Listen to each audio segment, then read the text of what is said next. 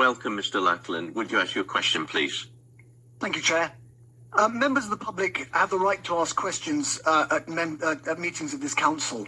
These questions have to be submitted in writing in advance, and only those that are approved can be asked.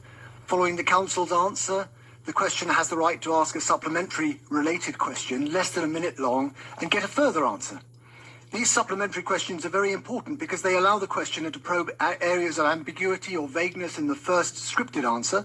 They also force the responder to answer off the cuff, which can be very helpful in exposing additional details. At a recent meeting of the Constitution and Ethics Committee, the proposal was discussed to change the Council's constitution to remove the public's right to ask these important supplementary questions. This was due to be voted on at this meeting, but I understand that the vote has now been postponed indefinitely at short notice, perhaps partly because I've submitted this question. Supplementary questions, of course, are already banned at all subcommittee meetings and committee meetings in this council, unfortunately. Please could I ask the chair of the Constitution and Ethics Committee, on what basis was the proposal made to ban supplementary questions?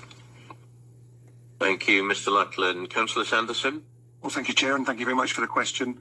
So the Constitution and Ethics Committee established a Constitution working group to initially consider the new restructured Constitution and review a number of significant issues identified as part of this process. The report being presented to Council today contains several suggested changes for approval following initial consideration by the working group.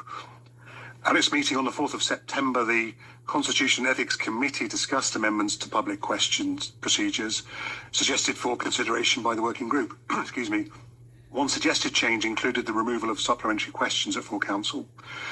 The committee was informed that public questions needed to meet constitutional requirements to be accepted, and that supplementary questions might deviate from the original question and therefore not meet those requirements. Although the chair could address the matter in the meeting if that was the case, with the option to adjourn the meeting and consult with the monitoring officer, it was acknowledged by the committee that this might place the chair in a challenging position. In the past, incidents had shown that supplementary questions could cause distress or lead to defamatory statements. It is important to note that this proposal was considered alongside increasing the time for public speaking from 2 minutes to 3 minutes and increasing the number of questions to be considered by the Council from 4 minutes to 6 minutes. The committee discussed this proposal and did raise concerns, recognising that supplementary questions offered an opportunity for clarification and that removal could limit meaningful dialogue. There were several committee members who did not support the removal of supplementary questions but wished for it to be debated at full council. So as a result of these concerns raised by other members, it was suggested to group leaders as well as the chair and vice chair of the Constitution and Ethics Committee that the Constitution Working Group and Committee undertake further consideration of the public question process before the full council is asked to consider proposed amendments. There were no objections to this suggestion, so proposed amendments to the public question process will therefore be presented to a future meeting of the full council. I hope that's helpful. Thank you, Councillor Sanderson. Mr. Lachlan, do you have a supplementary? Yes, well, I'd be inappropriate if I didn't.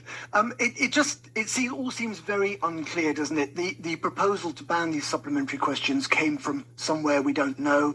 The committee decided to present it to full council, but somewhere we don't know suggested that didn't happen. It doesn't seem very liberal or very democratic system that is being undertaken here.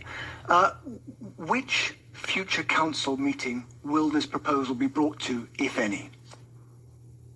Thank you, Councillor Sanderson. Well, thank you very much for your supplementary question. No, you raised some valid points. I don't think it was undemocratic. I think it was just thought that there were some complications, as you highlighted them yourself, the questioner highlighted them, in not having supplementary questions. So the Working Party and the Constitution and Ethics Committee would like to just consider this again. I can't give you a definitive answer about which future council meeting this will come back to. I would hope our next meeting, if possible, but I certainly will keep both yourself and members appraised.